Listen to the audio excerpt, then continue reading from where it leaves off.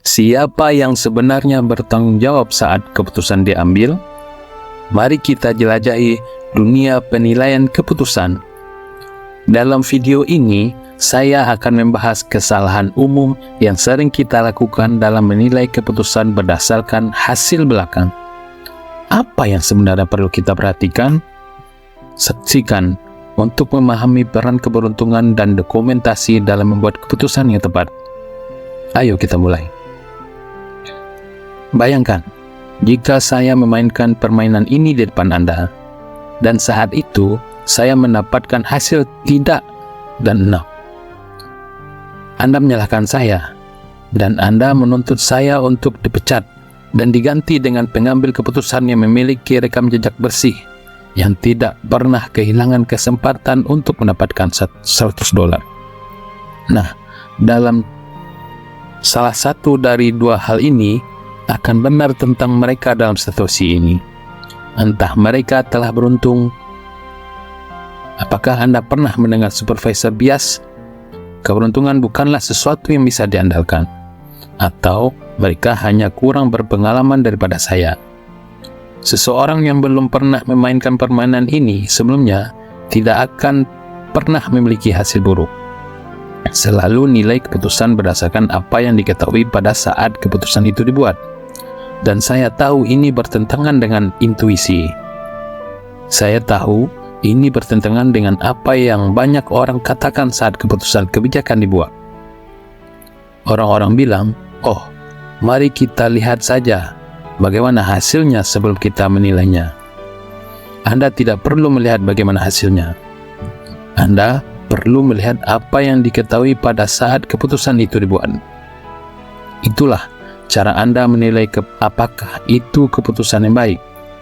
Jika Anda menyalahkan hal-hal orang tidak mungkin tahu pada saat itu seperti menghukum pembuat keputusan karena tidak memiliki bola kristal. Tidak adil dan tidak terlalu cerdas dalam mengevaluasi kemampuan pengambilan keputusan. Sekarang, inilah hal yang sangat tidak nyaman. Mendapatkan akun yang sebenarnya dari seseorang yang tidak mendokumentasikan proses keputusan mereka menjadi semakin tidak mungkin setiap menitnya. Bahkan, jika Anda memikirkan beberapa keputusan penting yang Anda buat dalam hidup Anda sendiri. Jika Anda tidak mencatat apapun tentang apa yang Anda ketahui pada saat itu. Dan sekarang, yang Anda bisa amati hanyalah hasilnya. Anda akan belajar pelajaran yang salah dari keputusan Anda sendiri. Anda akan lupa apa yang Anda ketahui dan apa yang Anda pelajari kemudian.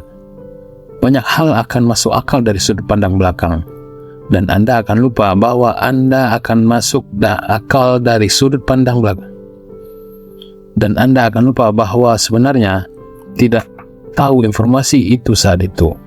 Itu disebut hindsight bias. Satu-satunya cara yang sebenarnya untuk melihat keputusan adalah melihat secara tepat apa yang diketahui saat keputusan itu dibuat dan bagaimana informasi itu diberlakukan dan diintegrasikan.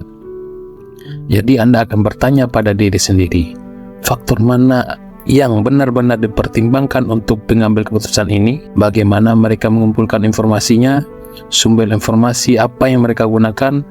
Apakah mereka mendapatkan informasi yang tepat berdasarkan apa yang dipertaruhkan dengan keputusan itu?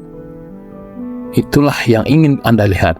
Tetapi jika tidak ada yang mencatat apapun, tidak ada cara untuk menilai kualitas pengambil keputusan yang mengelilingi Anda, dan sangat sulit bagi Anda secara pribadi sebagai pengambil keputusan.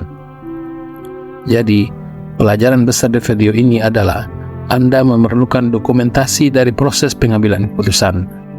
Jadi, berikan lebih banyak usaha dalam hal ini.